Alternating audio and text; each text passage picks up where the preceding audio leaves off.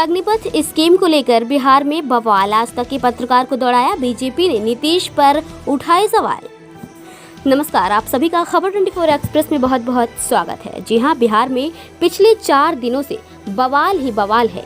केंद्र सरकार की सेना में युवाओं को मौका देने की नई भर्ती योजना यानी कि अग्निपथ स्कीम को लेकर भड़का आक्रोश थमने का नाम नहीं ले रहा है। बिहार के लगभग सभी जिलों में हिंसक प्रदर्शन हुए और कई ट्रेनों और वाहनों को आग के हवाले कर दिया गया। इसके अलावा प्रदर्शनकारियों के निशाने पर बिहार बीजेपी के नेता और दफ्तर रहे। यही कारण है कि अब तक शांत रहे बीजेपी नेता खुलकर नीतीश कुमार के खिलाफ बोलने लगे हैं। बिहार बीजेपी के मुखिया संजय जायसवाल ने तो यहाँ तक कह दिया कि बिहार में बीजेपी को टारगेट किया जा रहा है और पूरे प्रकरण में पुलिस प्रशासन मौन है। तो क्या मान लिया जाए कि बीजेपी अग्निपथ को मुद्दा बनाकर नीतीश से छुटकारा पाना चाहती है? संजय जायसवाल ने पुलिस प्रशासन शब्द का प्रयोग किया है। नीतीश कुमार का एक बार भी नाम नहीं लिया। दरअसल बिहार के मुखिया यानी कि मुख्यमंत्री नीतीश कुमार हैं। नीतीश कुमार के पास गृह विभाग है। ऐसे में पुलिस प्रशासन को आदेश देने का अधिकार नीतीश कुमार के पास है। तो साफ है, संजय जायसवाल ने नीतीश कुमार का नाम लिए बिना ही नीतीश कुमार को टारगेट किया।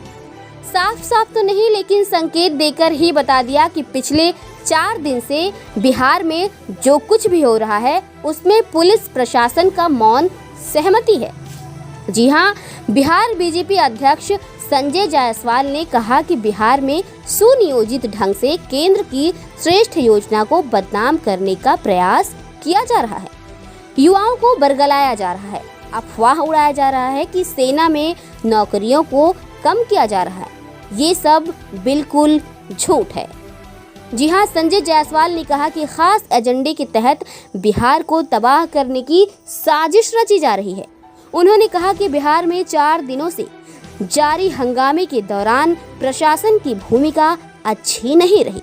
कहीं लाठीचार्ज नहीं किया गया, कहीं भी आंसू गैस नहीं चलाई गई। पुलिस प्रशासन एक्टिव नहीं है। उन्होंने आरोप लगाया कि एक खास पार्टी के दफ्तर को जलाया गया और प्रशासन मौन रही।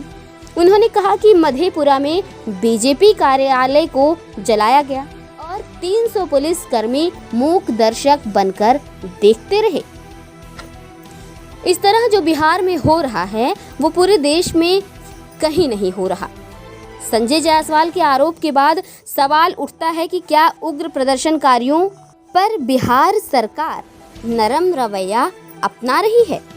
शुक्रवार को प्रदर्शनकारियों ने बिहार के उप मुख्यमंत्री रेणु देवी के घर पर हमला हुआ था। प्रदर्शनकारियों ने जमकर उत्पात मचाया था। जी हाँ, इस घटना के बाद पत्रकारों से बात करते हुए रेणु देवी जी ने कहा था कि बिहार सरकार उग्र प्रदर्शनकारियों के खिलाफ नरम रवैया अपना रही है। उन्होंने तो यहाँ तक कह दिया था कि प्रदर्शनकारियों के घरों पर भी बुलडोजर चलाया जाना चाहिए। जी हाँ, पहले रेणु देवी का बिहार सरकार पर हमला, अब संजय जायसवाल का पुलिस प्रशासन पर सवाल उठाना। इससे साफ है कि बिहार एनडीए में कुछ भी ठीक नहीं है। अग्निपथ के मुद्दे पर गठबंधन में दरार है। जेडीयू इस मुद्दे पर केंद्र से फिर से विचार करने को कहा है। वहीं भारतीय जनता पार्टी खुलकर समर्थन कर रही है, जबकि जीतन राम मांझी की हमने तो शनिवार को बुलाए गए बिहार बंद का नैतिक समर्थन भी किया था। यानी कि सत्ताधारी तीनों दल के अपने अपने विचार हैं, होना भी चाहिए। लेकिन सबसे अधिक कोई बेचैन हो तो वो है बीजेपी, क्योंकि अग्निपथ की आग से सबसे ज्यादा नुकसान बीजेपी को ही हुआ है। 3 विधायकों पर हमले हुए, दफ्तर में आग लगाई गई, संजय जायसवाल और रेणु देवी के घर पर हमला हुआ। इन सब के बीच अभी तक बिहार के मुखिया नीतीश कुमार चुप हैं। अब सवाल उठता है कि पिछले 4 दिनों से बिहार जल रहा है। आरोप लग रहा है कि पूरे प्रकरण में पुलिस प्रशासन मौन है। 3 दिन के बाद कार्रवाई के नाम पर 15 जिलों में इंटरनेट सेवा सस्पेंड कर दिया गया और 2 जिलों में धारा 144 लगा दी गई। बावजूद इसके अभी नीतीश कुमार ने इस मुद्दे पर एक ट्वीट भी नहीं किया। यहाँ तक कि 2 दिन पहले नीतीश कुमार के खास दोस्त सुशील मोदी ने भी नीतीश को सलाह दी थी कि अन्य राज्यों की तरह बिहार में भी अग्निवीरों को नौकरी में आरक्षण दिया जाए। जी हाँ, नीतीश की चुप्पी, जेडीयू नेताओं का अग्निपथ का खुलकर विरोध करना और बीजेपी नेताओं का पुलिस प्रशासन के बहाने बिहार के मुखिया पर सीधा हमला करना, क्या समझा जाए?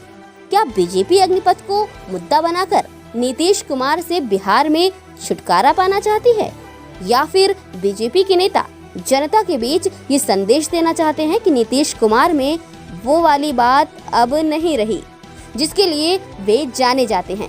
खैर, ये तो एनडीए की अंदरूनी राजनीति है। देखते रहिए आगे आगे क्या होता है। ब्यूरो रिपोर्ट, अजय कुमार, बिहार, खबर 24 एक्सप्रेस।